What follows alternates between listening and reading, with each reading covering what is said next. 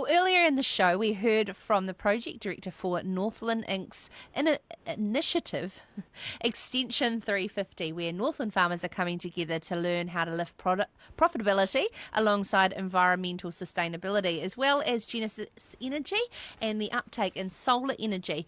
Later in the show, we'll, of course, go to the Minister for Climate Change, James Shaw, and I thought that it would be really great to hear direct from the horse's mouth, or so to speak, a Hawke's Bay farmer, Greg Hart, who I discovered on a podcast when I was driving back from the Waikato the other day. Regenerative agriculture is becoming very popular across New Zealand farmers that have a long-term environmental philosophy. And regenerative agriculture has been a big part of the hill country farm in the Otani in Hawke's Bay. Greg Hart joins us. Whereabouts roughly are you exactly, in Hawke's Bay? Hi Sarah, we are about half an hour south of Hastings or Havelock North, or about 15 minutes east of Waipawa towards the coast in central Hawke's Bay. Beautiful part of the world. Was just down there this week actually, and you've got a range of topography. And what also are you farming in terms of food?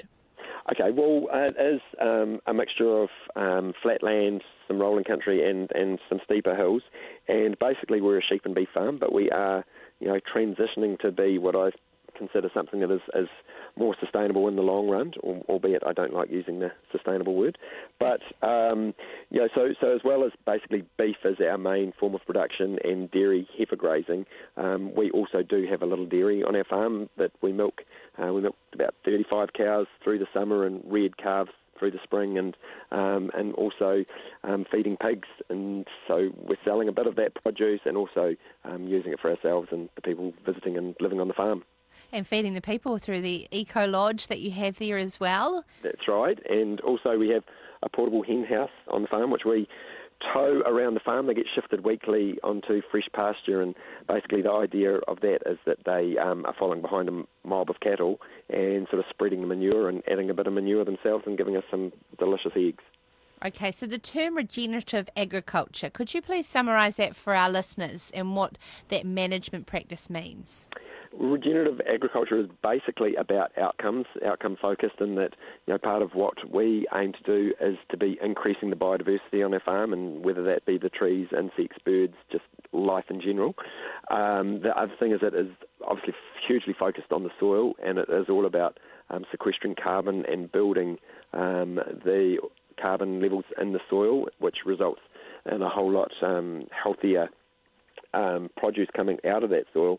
But the big thing is, it's to me, it is the biggest opportunity we have to mitigate climate change. And a figure that I heard recently was that if we could increase the 5 billion odd hectares of agricultural land around the planet by 1.6%, we could take 100 parts per million of carbon out of the atmosphere and store it safely back in the soil. And so it's really important that we do more research on this, but start embracing regenerative agriculture. And as a consequence of that healthier soil, we're also going to be producing cleaner water, because soil is a natural filter for water, as well as the wetlands and plants. But the soil is filtering the water, and also part of regenerative agriculture is we're using less inputs into the farming system. So the other thing as far as building resilience is we increase the carbon levels in the soil by 1%, you can store approximately another 160,000 litres of water per hectare in that soil. So, it's also making you more resilient to droughts and producing healthy soils. And you're doing a lot of this through, keeping the grazing long. You've moved more into cattle. Mm-hmm. And so you're saying, livestock grazing, one of the things that really sort of bugs me is that is actually very good for our environment and our soil through the cycle of nature. Exactly. It's not the cow, it's the how. And what we're doing using a system called holistic grazing, which was basically came about from a man in Zimbabwe, Alan Savory, and he was observing the great big mobs or herds of buffalo out there, and there's millions of them, but on a really long rotation and grazing really tall grass and constantly on the move, and with the tall grass that's getting eaten, and then the majority of it even getting trampled onto the ground, and with the dung and urine from those animals, that has built some of the deepest, most fertile soils on the planet. And so that's what we're trying to mimic through our holistic grazing system. So you're saying healthier soils equal healthier food, which is eaten by our animals that we then eat, and then water retention. So for regards to drought, you don't have this topsoil blowing off and years of drought in some of the areas around, especially Canterbury, and a big sink. A big sponge for carbon out of our atmosphere. I mean, this just is a no-brainer, is it not? Well, it certainly is something that we need to look very seriously at. And, there is the research going on around the world, and it would be nice to see more being done in New Zealand to see its application here and how we best do that. And because it's not necessarily prescriptive, it doesn't say, you must do this. And I guess that's the worry. People have all sorts of terms in agriculture, biological and organic and stuff like that, and that comes with connotations, and people have sort of preconceptions of what that means. But I think, this is, can be a range of practices, but it gives you these results. What works for you and your climate and your area, Yeah. and what you're trying to farm. Yes. And interesting, for those of you who are listening to Rural Exchange on Radio Live at the moment, there is a longer form podcast that I have done with Greg that you'll find on iTunes or anywhere that you get your podcasts for about 40-50 minutes, and we get into some in-depth discussion around sort of the science, the fundamentals, the holistic approach to this, and what sort of Greg's vision for the future. But Greg, before we go, could you let us, our listeners, know a bit more about, say, the two partnerships, one with Air New Zealand and the other with the Sustainable Farming Fund?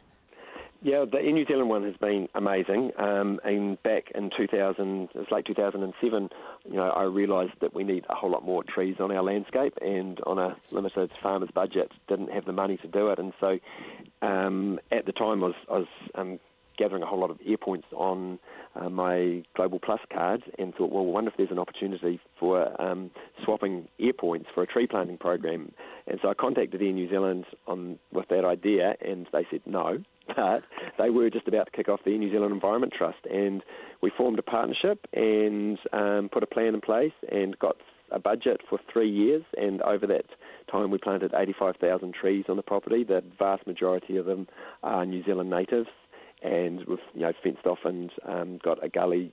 20 hectares has been planted in natives, but we also did get some of that budget to do sort of planting all over the farm, and the trade-off is that our farm is open to the public, so anybody can come and visit, and people that do fly on Air New Zealand, when they fly, they can donate to the Air New Zealand Environment Trust, and they can come here and see where their money goes. And Sustainable Farming Fund project at the moment that we're involved with is around Tagasasti tree lucerne, and looking at the opportunities and ways of managing that on, I guess particularly East Coast hill country. And that's just early days yet. But again, the reality is we do need to get more trees onto some of our steeper hill country, and just wondering what other ways of getting some productivity out of that hill country is.